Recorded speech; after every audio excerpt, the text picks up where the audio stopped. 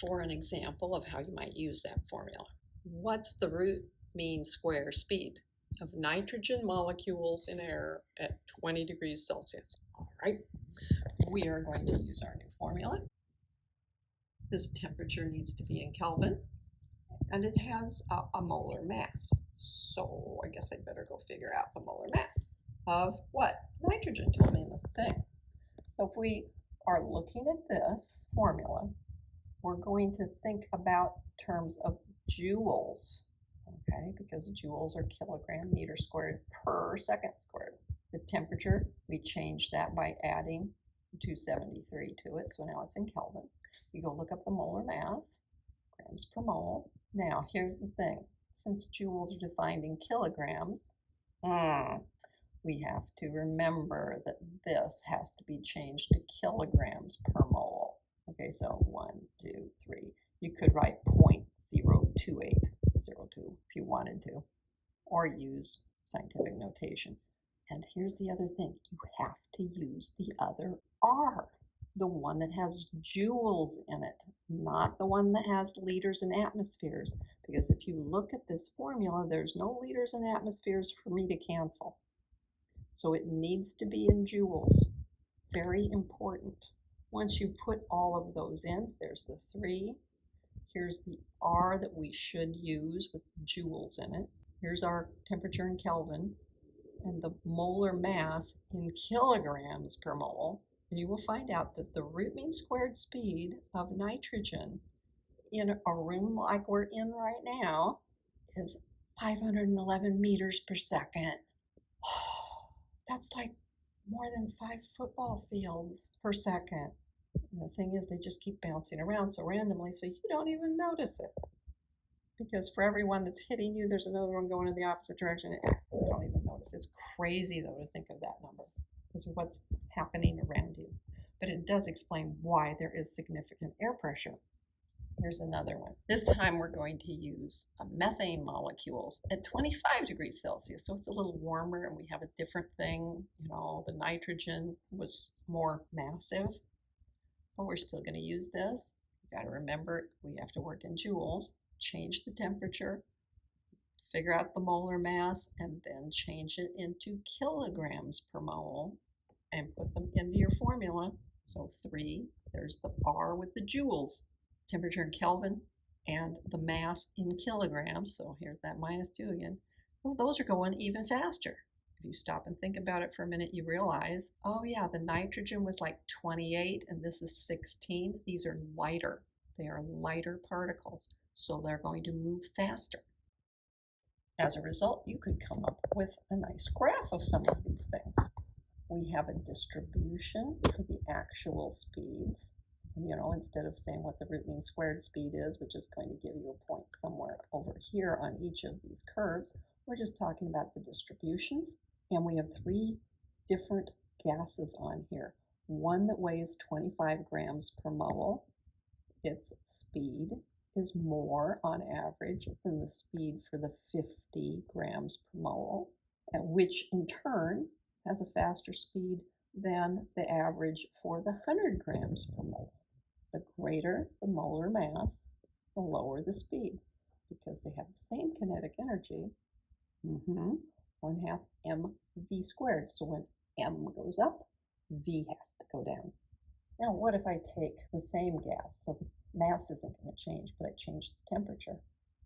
Again, I can do a distribution of what all the speeds are, and the higher the temperature, the faster they're going, but they're in distributions. You might still find something that has no speed at all at any particular time, but on average, they're going faster. Our ideal gas law works for this perfection of a gas that has no volume. Now, atoms and molecules are very small, but they actually do have some volume. And another one of the things we said is that they don't interact with each other at all. Okay? Now, if you have a very rarefied gas, very low pressure, then the ideal gas law works very well.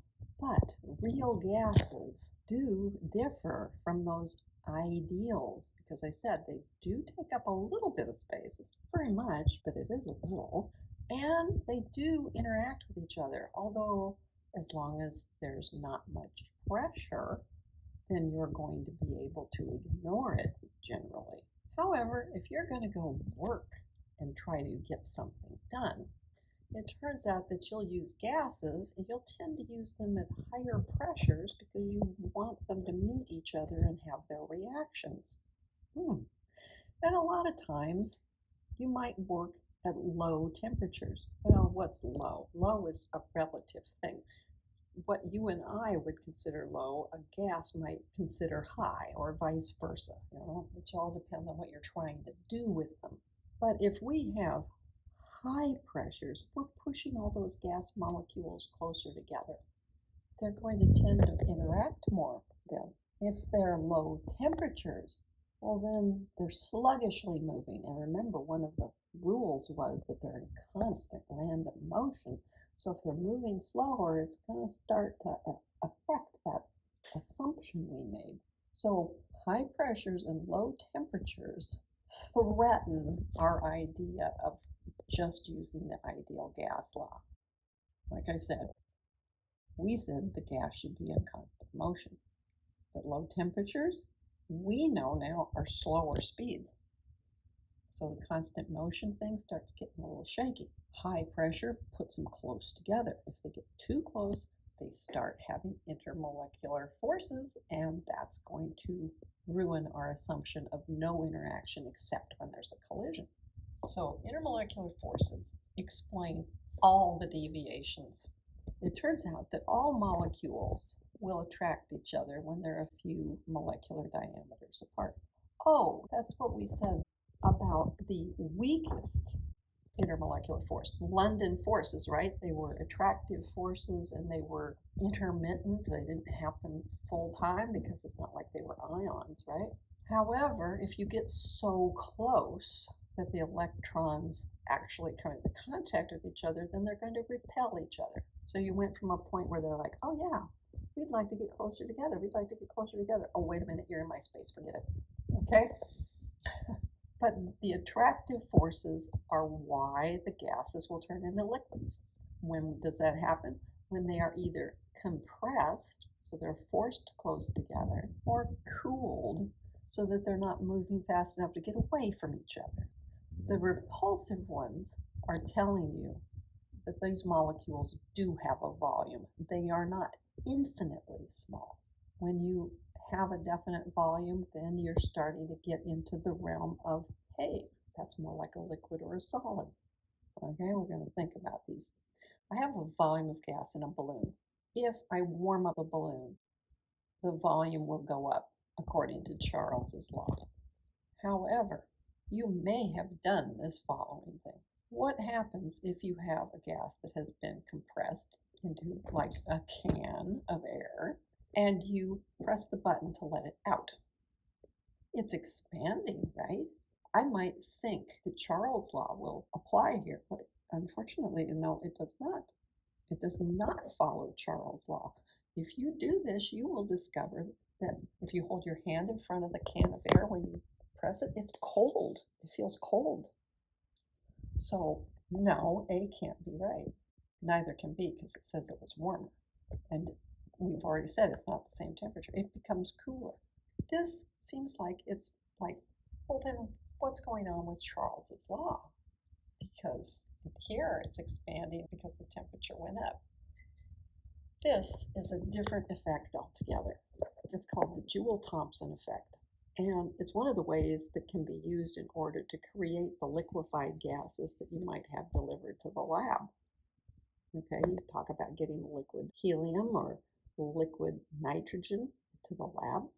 And they aren't using Charles's law at all. They're using this Joule-Thompson effect. So what is going on here? Well, pressure was also involved. This was talking about just changing the temperature and the volume, and the pressure was no different. But it does show limitations on theories of gases. Of course, now we're getting close to the edge. Once it turns liquid, it's no longer a gas, right? So we have to keep in our minds that real gases actually do have intermolecular forces between them. And that's when we have to abandon the ideal gas law because we're no longer operating in those ideal conditions. Let's look at the explanation behind the Joule-Thompson effect. Now, these molecules are real gases and they are getting away from another molecule's attractive forces. That's, them expanding, they're getting further apart. That is like you trying to get away from the surface of the earth. You jump up at first, your speed's pretty fast, and then it slows down. Well, if your speed is slowing down, then your kinetic energy is going down. So these attractive forces between the molecules explain the lowering of the speed and therefore the lowering of the temperature, because remember, temperature is a proxy for the kinetic energy. Now, interestingly enough, the Joule-Thomson effect does not take place with either hydrogen or helium. And the reason for that is they are much closer to being ideal gases. They don't have very many electrons, so when you're looking at the intermolecular forces, the only ones you have are the London dispersion forces, and they're very small because there simply aren't very many electrons. And it was named for James Joule and William Thomson. Now, Thomson was knighted by the Queen and became Lord Kelvin. So there you go. And this Kelvin here, this is where you get Kelvin for temperature. It gets used to liquefy gases. And here is a little thing trying to explain it. Let's see what's going on here. We've got the gases. All right, so we have gases. And the gas will come through this pipe, be compressed. Then you let it cool outside here, all right, to the ambient temperature, all right? Because when you compress it, you're going to end up heating it up, as it turns out. But you're going to end up letting it out through here where it can start cooling, and it will do the heat exchange. So when it gets to this area where it's inside the piping here, it's very cold, and it will cool the gas that is around it, which means now that this gas is colder when it comes through. And it just keeps up this cycle as long as you can keep pumping it, because you're using energy to do this, but you are pumping it around it and it cools it down. So compresses, goes out through a small hole and expands, all right? When it expands, it cools everything else down. So this then will be the coldest area. You'll start getting liquid at the bottom here. Each of the gases will liquefy. And then you can just open it up and drain them off. So if you just put air in here and you do this, then you can harvest the various things that are in the air one at a time from the atmosphere.